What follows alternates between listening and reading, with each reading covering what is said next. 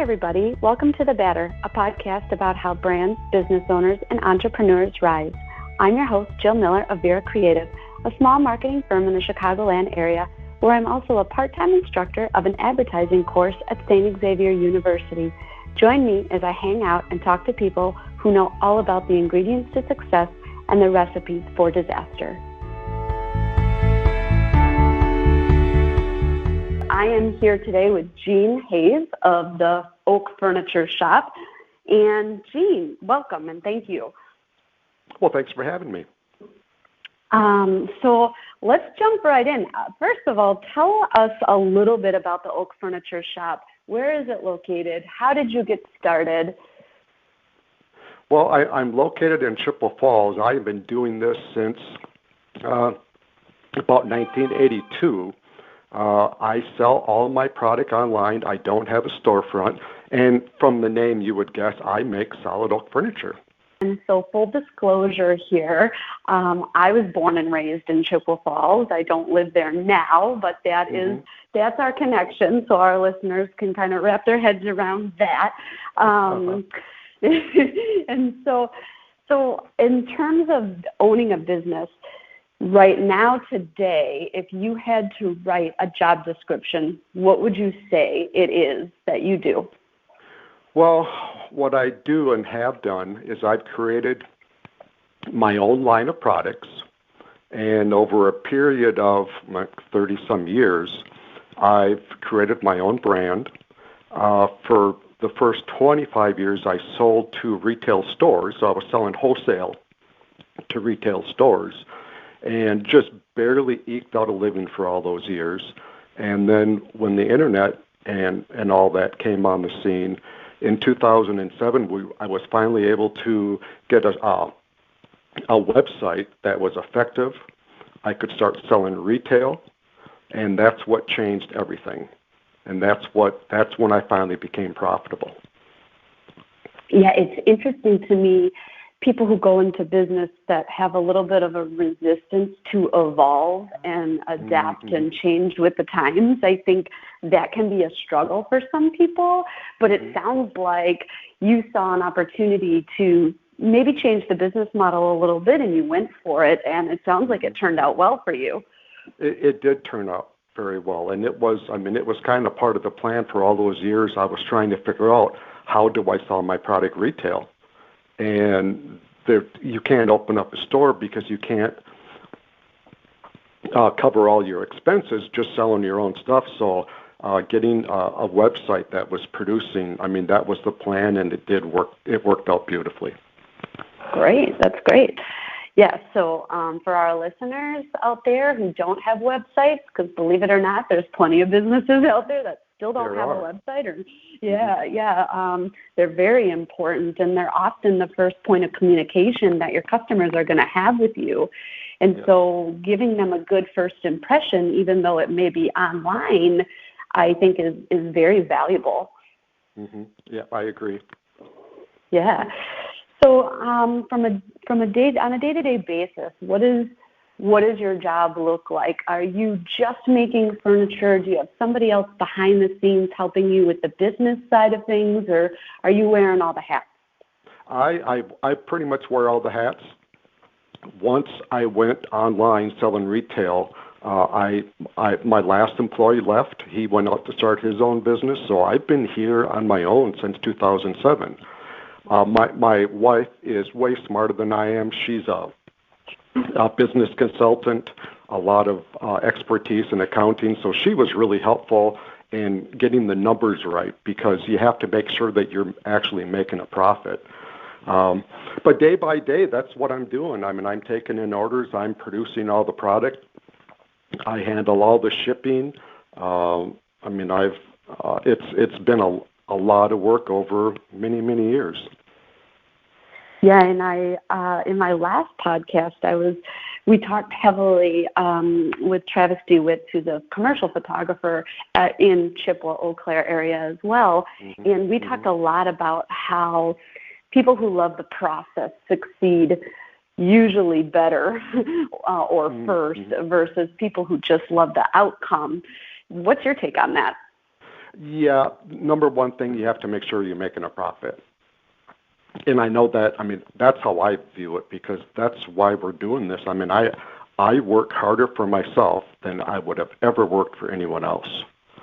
And when you can improve your quality of life and have a better life and get to do the things that you love to do, which, I mean, obviously, my passion for making furniture and just giving that to, to people is extremely rewarding.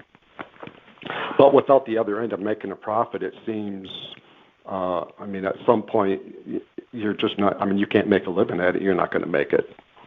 Right. I love what you said, that you work harder for yourself than you'd ever would for anyone else. And I think sometimes that can be a common misperception. When people go out to start their business, they might be set up in their job and, maybe they think that they have long hours or a cranky boss or whatever it is. And they assume that their work from home life or their own, starting their own business is going to fulfill all these other areas of their life that their current job isn't. But I think sometimes the reality is really quite different. The amount of hours you put in working for yourself far exceed a 9 to 5. Absolutely. Yeah, that is true. Yeah. So take us back a little bit. At what point in your life did you decide that you wanted to be a business owner and embark on this career path? Well, after getting out of high school, I was working at a plant up in central Minnesota. We mass-produced cabinet parts, and it was a decent job. It was a decent company, but I knew that there was no way that I was going to be able to work for someone else my whole life. It wasn't a pride thing. It's just like, I will never get any place doing this. And everyone, I had this dream of making furniture, and everyone told me, there's no way you can make a living doing this. And, basically they were right, but luckily I didn't listen to them. So, I literally just backed myself into a corner. I jumped off a cliff. I quit my job, and I started making furniture. That is not the way to do it.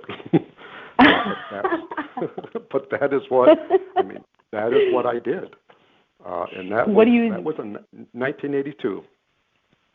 Oh, all right. I was 1 year old. So hindsight is 2020. What do you think you would have gone, like if you could go back, what do you think you would have done differently? Oh, my gosh, everything. I had no business knowledge. I had nothing but a high school education.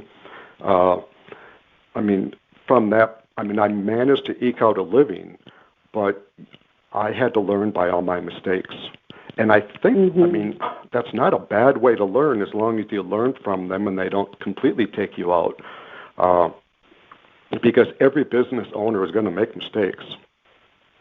And if you don't learn from them, you're just going to keep on making them.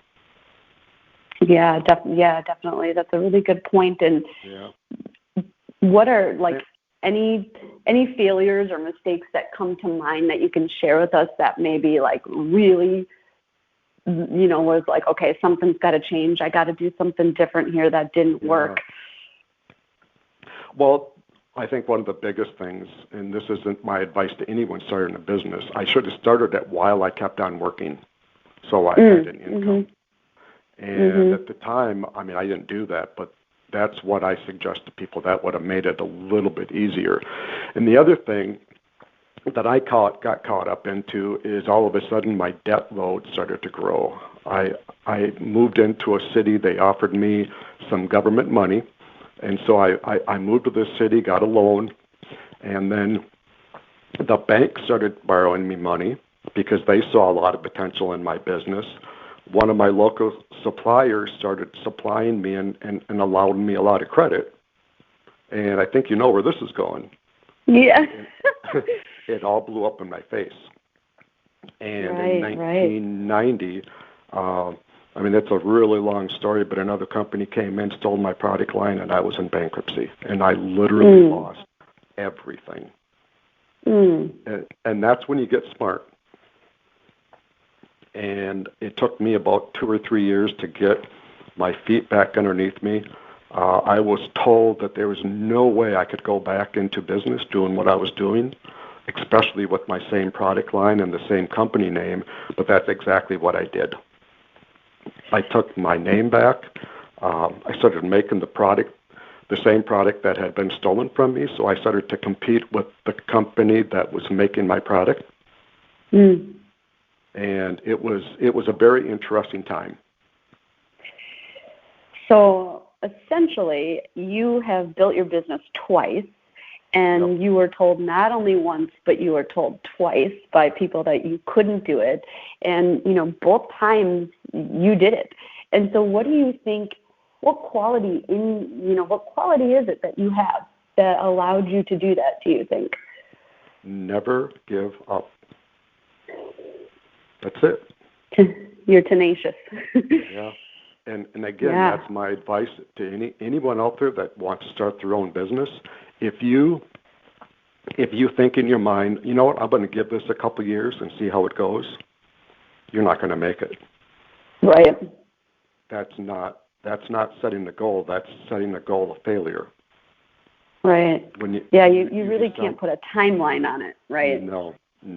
Yeah, you got to be in it for the long haul. Yep, I decided this is what is going to happen. And what's really funny is, so after I went through my bankruptcy and just lost everything and started slowly building things back up, I married this young lady that I'm married to now. And she was a bookkeeper. And so the first time she did my book, she looked at me and she says, "Are you nuts? What are you doing? You're not making any money." But I'm like, no, someday I'm getting there. I can do it. And eventually that did happen with her help and with, of course, the internet. What is the saying behind every successful man is a successful woman or something like that? Yeah.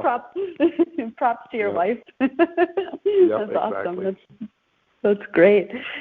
So you had a lot of people telling you that you weren't going to succeed. You knew in your heart this is what you were going to do. You set out to never give up. Describe what was exciting and what caused fear about starting your own business. Well, the exciting part is having a sense of control over your future. And that's also the fear. Because when things don't go well, I can remember not long after I started this business, and basically I made a set of tables. I put them in the back seat of a 1969 Ford Mustang, and I started cold calling furniture stores. Okay, my husband would love that story. He's got to listen to this one. It's crazy.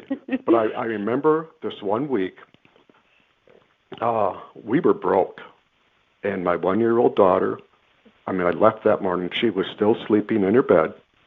But we were broke, and we didn't have any money to buy food. And I went out and I made a sale that day. That's exciting.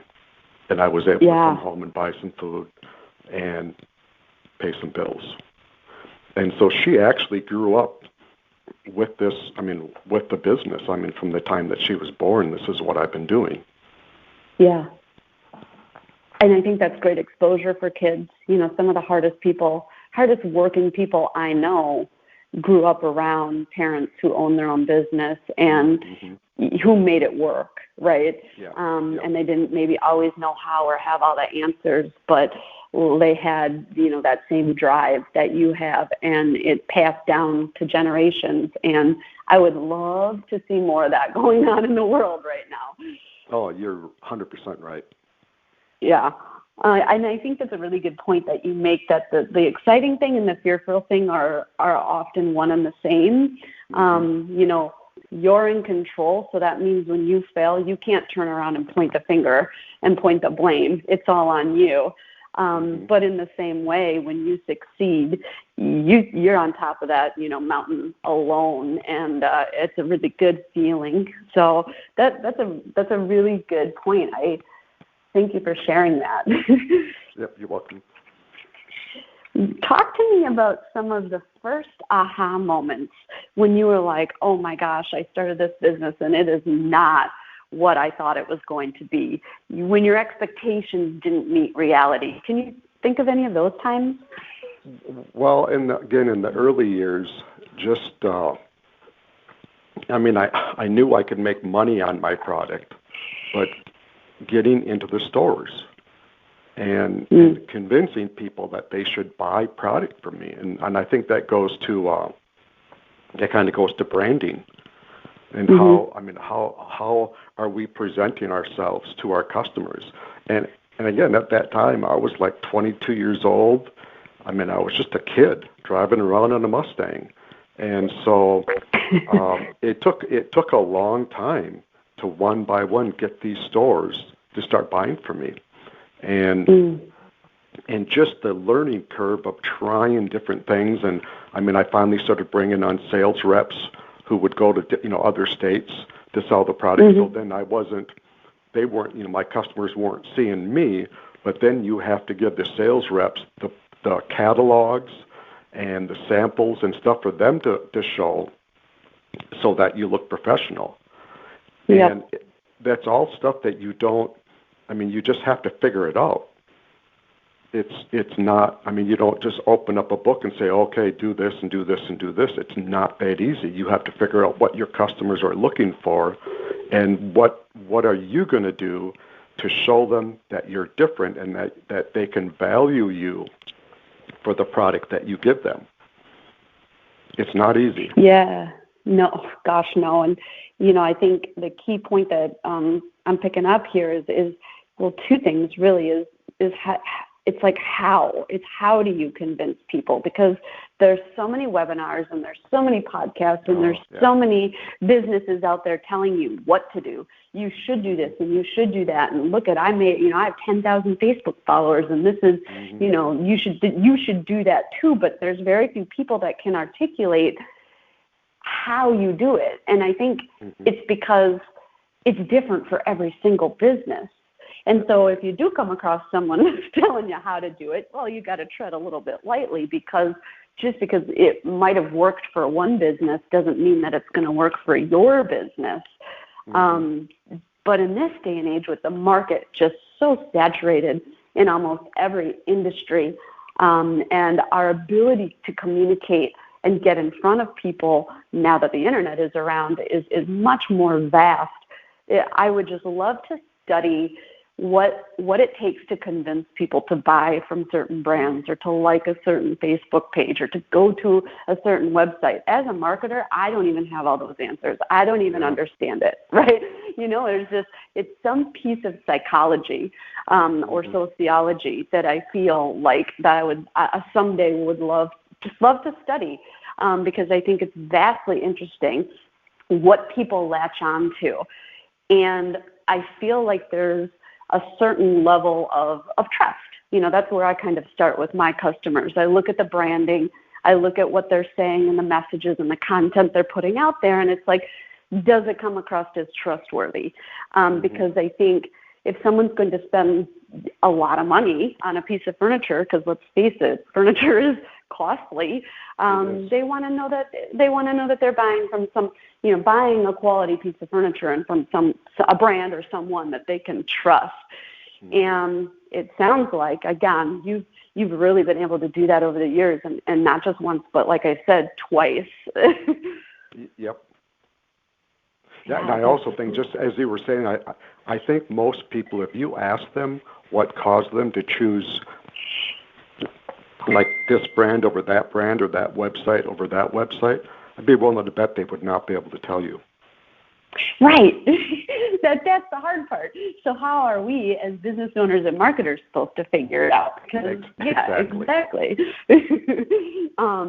And I say that to customers too, or my clients. One of the things I always tell business owners is you've got to start asking your customers where they found you, where they heard about you, because that drives where you spend your time and energy for your marketing. And first of all, a lot of business owners aren't asking that question, but I think it's just so important to be asking that question. When my website began to become really effective, when customers, half of my customers were I just get an order online, but a lot of my customers order over the phone. So I would ask them, what did you type into the search box to Yeah. find me? Yeah, And very specific questions. Oh, that was so helpful because if you're selling online, you have to have your keywords down. Your keyword optimization has to be effective, and it can't be effective if you don't know what people are typing in when they're looking for you.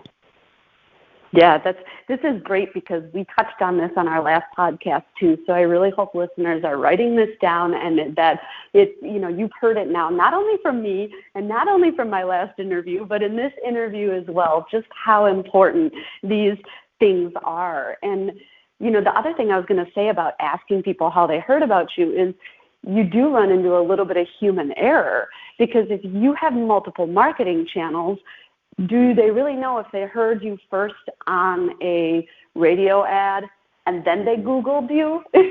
You know what I'm saying? So there's always a little bit of, so like I was saying, I was speaking to one of my graduate school professors years ago when I was in grad school. Sad that that's like a decade ago now, but and I've always been interested in getting my doctorate. And he actually told me that a good path to go would not necessarily be in marketing, but it would be in sociology. And again, I just bring that up because I feel like there is so much sociology, there is so much psychology behind selling, behind marketing, and behind consumerism, right? Exactly, yeah. Yeah. So what are some of the highs and lows in regards to the work that you do? Well, obviously, one of my highs is I ship to the 48 states, and every piece of product or every TV stand, table, file cabinet, everything that I make is stamped with my name and when it was made. And so there are literally thousands of people throughout the 48 states that have furniture in their home that I've made, and the amount of people that have emailed and called and left. I mean, if you go to my website, you see all the testimonials from so many people. That is extremely rewarding.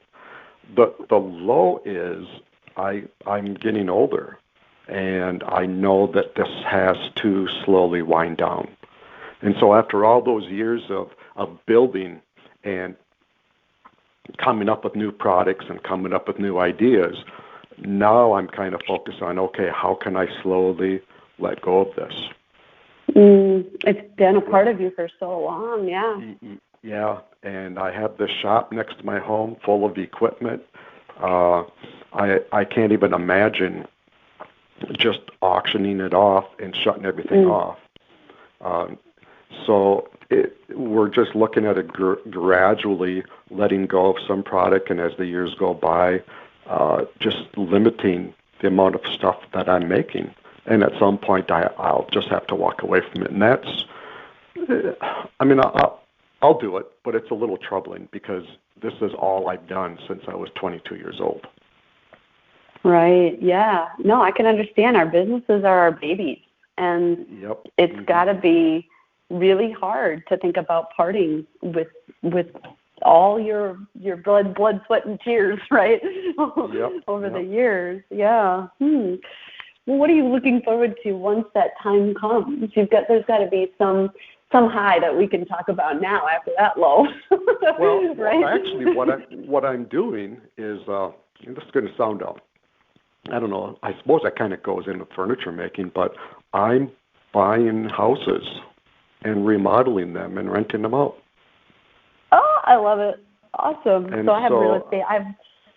Go ahead. Yeah, so I try to do one a year, and so I buy something that's in disrepair, and so with my shop and the stuff I make, I mean, I can redo kitchens, I can redo bathrooms, trim all that stuff, and I actually find myself enjoying it. And it's actually way different than making furniture because everything is always, every job or every house is different.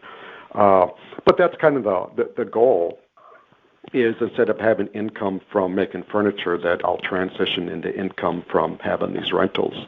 And that too is really rewarding because when you have a house and you make it really nice and you find someone who really enjoys living there, and they're thankful to have such a nice place to live, once again, very, very rewarding. Yeah. Oh, that's really nice. I love it. So you're the furniture maker turned house flipper, eventually. Yep. Turned house flipper. That's great. That's really exciting. And I was just going to say before that is I have one of my clients is a real estate agent in Chippewa Falls, and another one of my clients is a hard money lender out on the East Coast. So I get to write a ton of blogs about flipping houses in the real estate market and everything like that. It's an exciting industry, in my opinion, and even more so exciting. Yeah, it's got to be exciting for you too, because like you said, there is crossover, and it does allow you to stay connected in a way to your shop and to the furniture, and just to, I guess there's a sense of like, the furniture you're providing is really becomes a part of somebody's life, right? And like you said, with the housing is the same way. Like, you're providing this shelter for them. You're providing this space that they can come home to after a long day or after a stressful day. So that's super sweet. I love hearing about this. You have a very unique story. Yeah, once again, it's a plan, and you gotta have a plan. Oh, for sure, right? Being strategic always helps.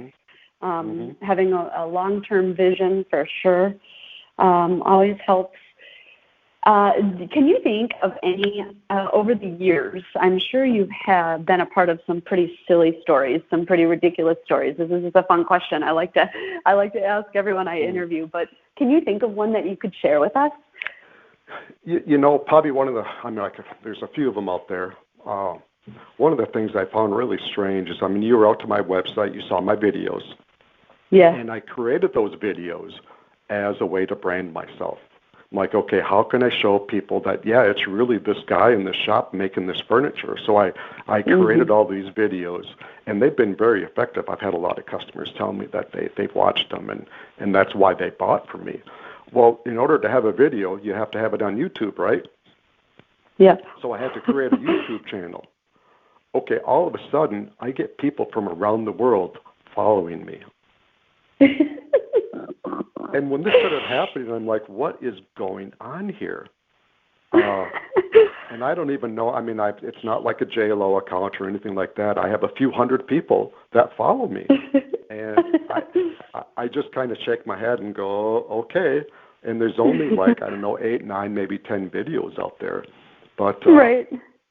Yeah, I just kind of shook my head and went, okay, I guess that's part of it. It is part of it. Yeah. And one of the other things that I thought of when I started this business, my dream was to have this big factory with all these people working for me, so I could sit in my office and collect the orders in one hand and collect the money in the other hand. And I thought that would be rewarding. Yeah. Instead, I'm in here by myself, making furniture myself. So yeah, absolutely. The plan changed. Goes back to the process. You love the process, not just the outcome and the profit. Yeah. And I find this way more rewarding than sitting in the office collecting orders in one hand and checks in the other hand. Yeah. Would you say that that's one of the biggest myths about being an entrepreneur, in terms of I'm going to make all this money, and the money is the thing that's going to make me happy? Yes. And likewise, one of the myths that I think people have out there is that the reason that we start businesses is because we are greedy capitalists. Mm-hmm. And that we just want to take from everyone. I kind of see that a little bit in our culture right now, and I find it a little disturbing. Because what business owners are doing is that, we have these dreams, and in order for us to fulfill our dreams, we provide a good and a service and employment for people. And all three of those things improve the lives of the people that we sell our goods and services to and employ. Yeah. And so we are of great value to any society, and I fear that's being lost a little bit right now, and I really hope it comes back. Yeah, I agree. There's definitely like kind of a cynical outlook as to somebody's motives or intentions in being a small business owner. Mm-hmm. Yeah, and I'm the same way. Like, no, listen, I just want to help you. Exactly. That's it. Yeah. That's all I want to do. I just want to help you. I know I can help you in some way. And it goes back to, how do I convince you of that, without overpromising or, saying something that isn't true to me. Yeah, that's like a whole separate podcast, I think. Yeah. And let me go back to what you said about when you created the videos, and they've been effective. I will definitely agree. As I mentioned, I was watching those videos before we started our conversation today, and I was learning a lot. I almost was late to the call here because I was enthralled with your videos. So I appreciate them, and they've already taught me something that I am going to go down into my living room and try. Well, and one of them, one of the first ones I made, I think it's labeled "How do you make a solid oak panel?" If you go out and Google, how do you make a solid oak panel? And let's face it, pretty much everyone wakes up sometime and says, how do they make solid oak panels? Anyway, I'm number one when you Google that. They're good. Again, your keywords, your SEO, how many times people search for something like that, how many times they click on you after that search comes up, all relevant. Exactly, yep. The goal is to find the people who are looking for what you're making and draw them into your website. Yeah, targeting is really, really huge, and I think again that's something that we touched on previously in another podcast. But just to drive it home again, everybody may need furniture, but that doesn't mean that everybody is your target market. Right. Yep. Yeah. So if you had to write a recipe for success, and I feel like we've already really given our listeners some keywords already, but if you had to write a recipe for success, what would be some of the ingredients? Well, I think one of the first things is that you need to value yourself and value what you're able to do. And that goes along with the second thing is you have to charge enough. Because if you don't value yourself, you're not going to charge enough. And if you don't charge enough, you're not going to make a profit and you're not going to make it. And I know that sounds a little silly, but there came a point in what I was doing that I realized, you know what, I am really good at that. I make really, really nice furniture. And that allowed me to charge more for it. Yeah, and I think there is. More for it, by charging more, I began to improve the quality of my furniture. So it's like this big circle that you get in. Once you value yourself, you become profitable, and you do a better job at giving your customer what they want. Yeah, I definitely agree, and I think that is something that a lot of entrepreneurs and business owners who are just getting started struggle with, is to figure out what to charge. Yep. And they want to give someone a deal, so they don't charge what they normally charge. And it's very altruistic, but at some point you need to be honest with yourself, and if you're going to make it, you have to be profitable. Right. Yeah, for sure. As a business owner, you might be afraid to hear no, so you price yourself low so that it makes it easier for people to say yes. That business model doesn't work when you're me or when you're you, and I'm one person.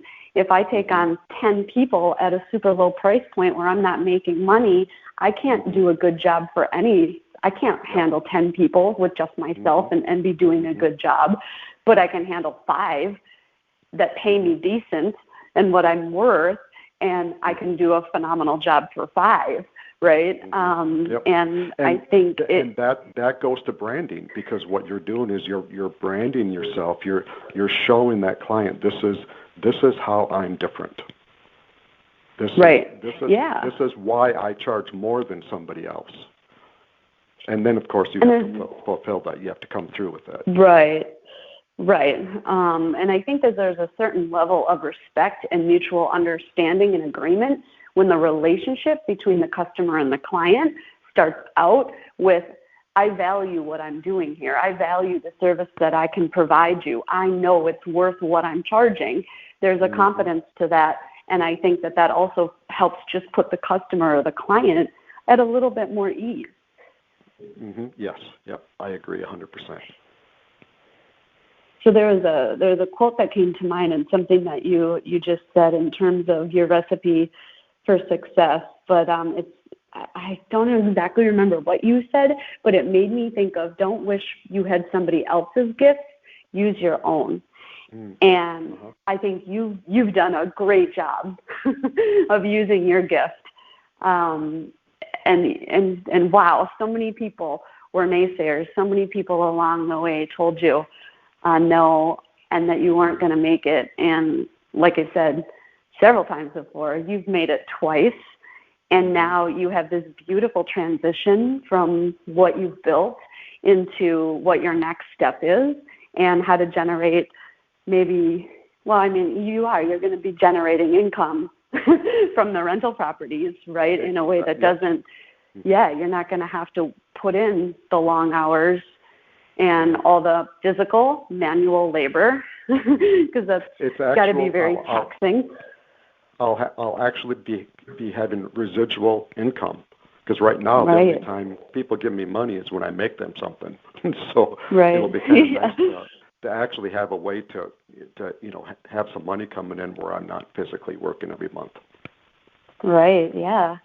Wow, Gene, this has been such a wonderful conversation. I hate to wrap it up, but we should probably tell our listeners a little bit more about where they can find and connect with you online. Well, my website is theoakfurnituresshop.com, and that's where 80% of my sales come from. I do a little bit on eBay, a little bit on Houzz, a little bit on Amazon, but I'd say like 80-90% I get from my website. I don't have a physical storefront. Very few people in the area know I'm even here, and that's just, again, part of my branding, because I don't do any custom work. So everything I make, everything I do, they will find at theoakfurnituresshop.com. Great. Okay, listeners, you heard it, theoakfurnituresshop.com. Please go visit the website, follow on social media, check out the YouTube channel, give it a follow so Gene can scratch his head and wonder, how did I get that follower in Chicago? Oh, yeah, I did that podcast. Thank you so much for your time. I really appreciate you. I think you have a wonderful story. You obviously are a talented man with many gifts, and thank you for sharing them with the world. I appreciate that, and I look up to that. I really admire what you've done. Cool. Thank you. Thank you. Yep, you're very welcome. All right, listeners, thanks for tuning in. In a few more weeks, I'll have an interview with another interesting business owner. Make sure you don't miss it.